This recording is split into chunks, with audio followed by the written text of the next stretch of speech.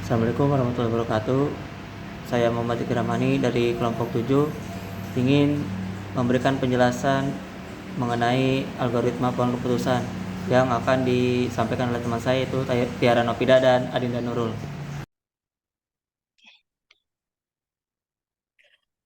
Din, gimana nih? Besok kan kita jadinya ke Ragunan. Cuma cuaca sekarang tuh kayak nggak menentu banget. Gimana ya? Apa Iya ya, besok nggak jadi aja? Kita nggak bisa nebak nih cuaca buat besok.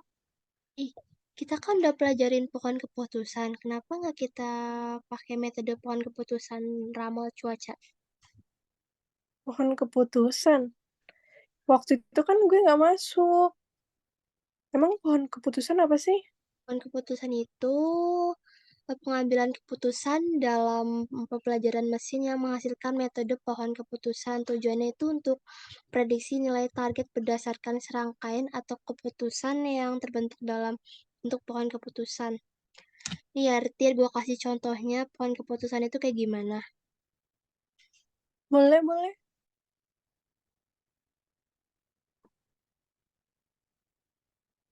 Nih, Tir, ini contoh pohon keputusan yang kita bisa prediksi dari ramalan cuaca. Nah, Oh, ada, jadi itu ada apa namanya? Ada beberapa atribut gitu ya. Terus iya, eh, cuaca yang paling sering terjadi nih sekarang eh, cerah, berawan, sama hujan ya. iya.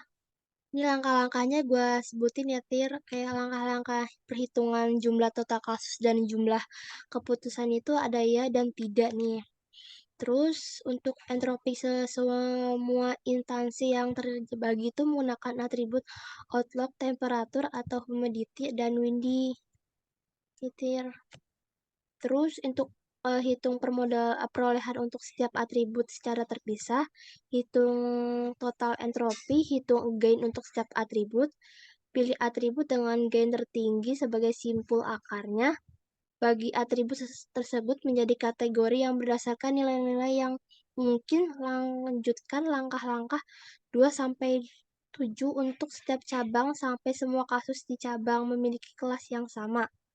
Model nomor satu dari pohon keputusannya adalah simpul akar yang dipilih berdasarkan gain tertinggi dari atribut kelembapan. Jadi dipilihnya tuh berdasarkan nilai tertingginya, Tir. Oh gitu, berarti kalau dilihat dari sini, kemungkinan cuaca besok itu berawan ya, berawan, berangin gitu kan. Iya, Oke deh, ternyata ngebantu juga ya pohon keputusan ini. ya sangat membantu sih kalau misalkan kita untuk memprediksi kita pergi, kita takutnya hujan atau cerah atau berawan.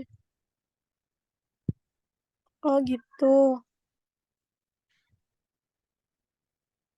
Terus lo ngerti nggak sih, Tir, pengertian dari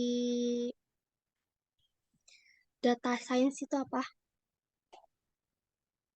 Dan yang setahu aku sih waktu itu udah dijelasin sama dosen kita bahwa data science itu sebuah ilmu yang menggabungkan statistik, matematika, dan teknologi informasi untuk mengumpulkan, mengorganisasi, menganalisis, dan memahami data yang kompleks. Jadi,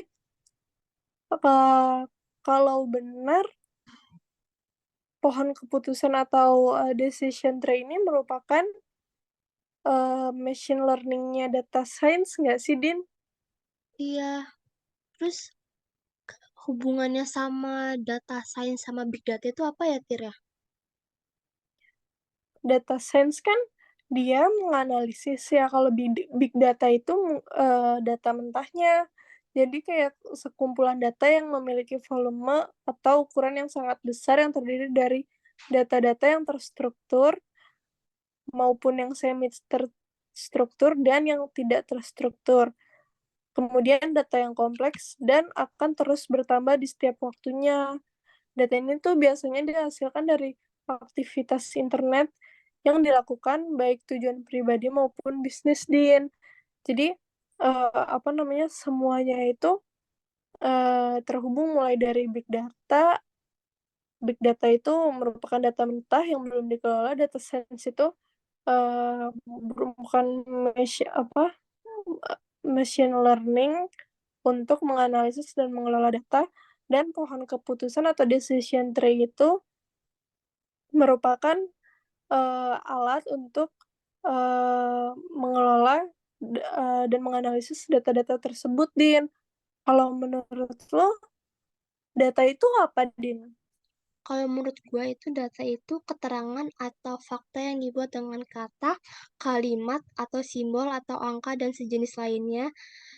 Data itu didapatkan melalui sebuah proses pencarian dan juga pengamatan yang berdasarkan sumber-sumber tertentu. Adapun pengertian dari lain data itu sebagai suatu kumpulan keterangan atau deskripsi dasar yang berasal dari objek ataupun kejadian.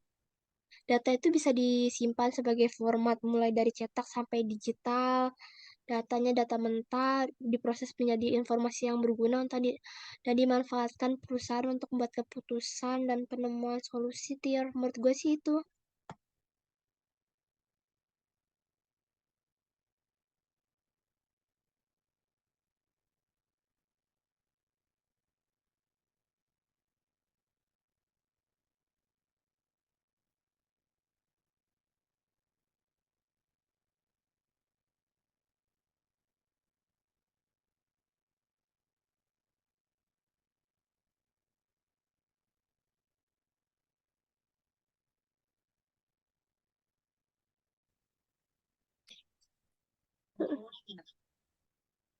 Oh, jadi penjelasannya gitu ya, Din? Iya, Makasih ya, Din, buat sharing ilmunya. Terus tadi juga udah ngajarin perhitungan pohon keputusannya. ya Keren semoga deh bermanfaat pokoknya juga pohon ya. keputusan. Oke, berarti besok kita jadi deh pergi keluar. Ya udah, Dadah, bye. bye. Kesimpulan yang dapat saya ambil dari makalahnya yaitu pohon keputusan efektif untuk analisis cuaca algoritma dan juga alat yang efektif dalam menganalisis data cuaca untuk memprediksi kondisi cuaca berdasarkan variabel seperti suhu, kelembapan udara, dan lainnya. Kemampuan pohon keputusan dalam memodelkan hubungan non-linear pohon keputusan dapat menangani hubungan non-linear dan interaksi antar variabel cuaca dengan baik, memungkinkan untuk pengambilan keputusan yang lebih akurat dan informatif. Performa prediksi yang baik berdasarkan eksperimen dan analisis pohon keputusan memiliki kinerja prediksi yang baik dalam konteks analisis cuaca, terutama ketika variabel-variabel cuaca yang digunakan cukup informatif dan relevan. Sekian, terima kasih dari kelompok saya. Kurang lebihnya mohon maaf. Assalamualaikum warahmatullahi wabarakatuh.